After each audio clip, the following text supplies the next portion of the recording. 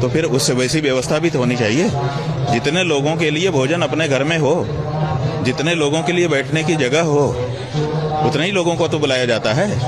आप 40 करोड़ की व्यवस्था किए हो, तो फिर ये घटना, ये विचार का विषय है। सबसे बड़ी समस्या क्या है, जिस बारे में हम लोग बहुत मर्माहत हैं, वो ये है कि जब कल सवेरे सो करके हम लोग उठे तो हम लोगों ने समाचार देखा, शायद दैनिक जागरण का समाचार था। उसमें बताया गया था कि रात को भगदड़ मच गई है और 17 श्रद्धालुओं की मौत हो गई है। हम लोग बड़े चिंतित हो गए।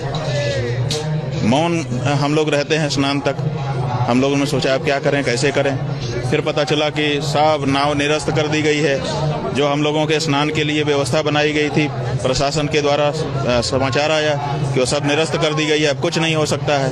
तो हमको लोगों को लगा कि घटना तो जो बताया गया सही है। फिर हम लोग प्रतीक्षा करते रहे।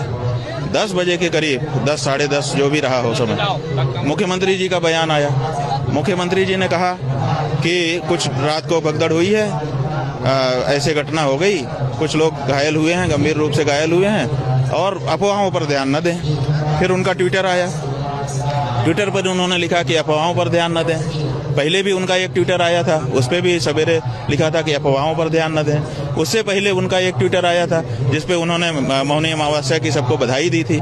तो जब हम लोग सवेरे उठे तो अखबार कह रहा था कि रात को भगदड़ हुई है, कुछ लोगों की मृत्यु हो गई है। मुख्यमंत्री जी का जो ट्विटर है वो कह रहा था मौनी अमावस्या की बधाई। उसके बाद फिर थोड़ी देर बाद उनका आता है कि अफवाहों पर ध्यान न दें, और उनका नाम लेकर के सभी चैनल दिखा रहे थे, जिसपे जाओ समाचार जानने की कोशिश करने पर कि अफवाहों पर ध्यान न दें। अफवाहों पर हम लोगों को लगा कि अफवाह रही होगी, कोई आजकल तो बना लेते हैं दूसरे अखबार का। फिर हम लोग जो है सोच रहे थे क्या करें। फिर उनका जब वक्तव्य ही आ गया और उन्होंने किसी भी मृत्यु का उल्लेख नहीं किया, तो हम लोगों को लगा कि ये अफवाह थी, गलत बात है, मुख्यमंत्री जी को बदनाम करने के लिए किया जा रहा है। जब वो स्वयं बोल रहे हैं कि कुछ लोग घायल हैं, गंभीर रूप से घायल हैं, उनका इलाज हो रहा है, किसी मृत्यु की चर्चा उन्होंने अपने वक्तव्य में नहीं की।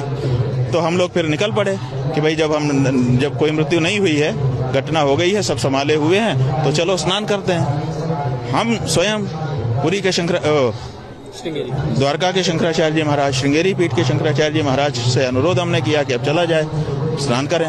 हम लोग जाकर के स्नान किए। अब आप बताइए कि मुख्यमंत्री ने धोखा किया कि नहीं हमारे साथ। फिर उन्होंने अखाड़े कुल वालों से बात किया कि सब ठीक है। उन्हीं के वक्तव्य का प्रभाव रहा कि उस पहले अखाड़ों ने रद्द कर दिया था कि हम स्नान नहीं करेंगे। बाद में अखाड़े, सारे संत महंत सब